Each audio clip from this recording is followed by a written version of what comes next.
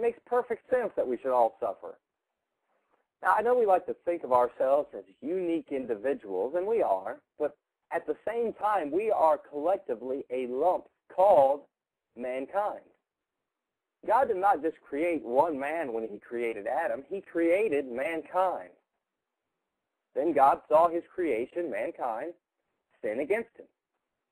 When the Apostle Paul was preaching to the men of Athens in Acts chapter 17, he said, God that made the world and all things therein hath made of one blood all nations of men for to dwell on all the face of the earth. All men, one blood. Consider us all as being within one body in the sight of God. When Adam sinned, that was the blood clot that killed us all. I know when we generally think of Adam's sin passing through all men, we think of it as being sort of a genetic disease which passes through the bloodstream. You know, we read verses like Genesis 5:3 that says Adam begat a son in his own likeness after his image. So we think of it as getting passed from one generation to the next. But to help us understand why the consequences of Adam's sin applies to all men, it might be better to see mankind as a whole that was affected all at once. Remember, we're dealing with a timeless God who knew all people that would one day live on this earth even before the foundation of the world. Again, God saw his creation sin, mankind collectively, and was not bound to only see Adam and Eve in that moment. This is a side note, but have you ever wondered why it was Adam's sin that affected us and not Eve's? Well, 1 Timothy chapter 2 and verse 13 says, For Adam was first formed, then Eve, and Adam was not deceived, but the woman being deceived was in the transgression. I always pictured in the past the serpent tricking Eve into eating the fruit, and then Adam coming along after the fact and doesn't realize what Eve is getting him into. But according to Genesis chapter 3 and verse 6, Adam was there with her while she got deceived. So I believe Adam was not deceived or tricked into eating the fruit. It was something he thought out with his rational brain and decided, hey, I'm curious enough, I'll take a bite and see what happens. It appears to me that God had given Adam his commandment before Eve was even created.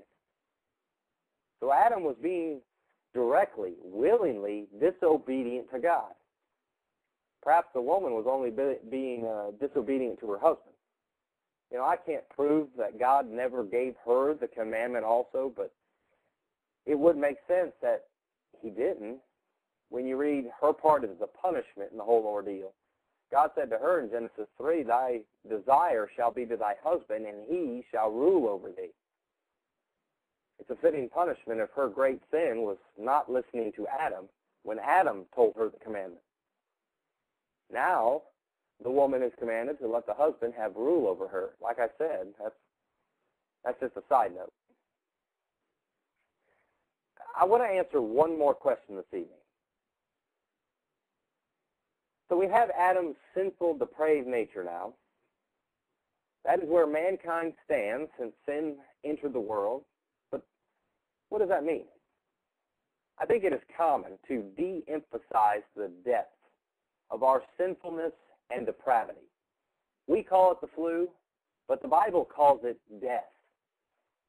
We often describe man's nature as though we're slightly inclined to sin, but the Bible paints a much different picture. In fact, the Bible goes as far as to say we have absolutely no good in us by nature, none.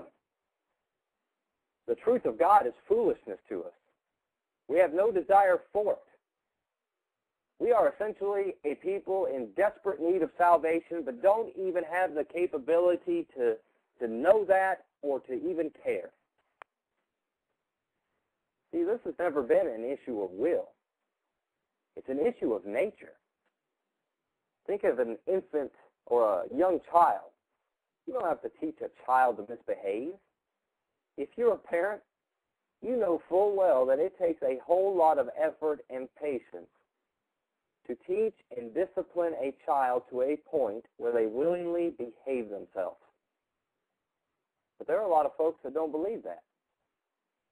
Now, I jotted down a whole list of Bible verses which teach this fundamental truth. I could have kept going too, but my hand got tired. I'd like to read them to you, but I'm afraid I'm going to run out of time if I even start. So we'll have to pick it up next week on this broadcast. I didn't have anybody call back, which I really don't know if it's a good thing or a bad thing. It's, I suppose, a bad thing because nobody was interested in talking on the program or talking to me. But I guess it's a good thing, too, because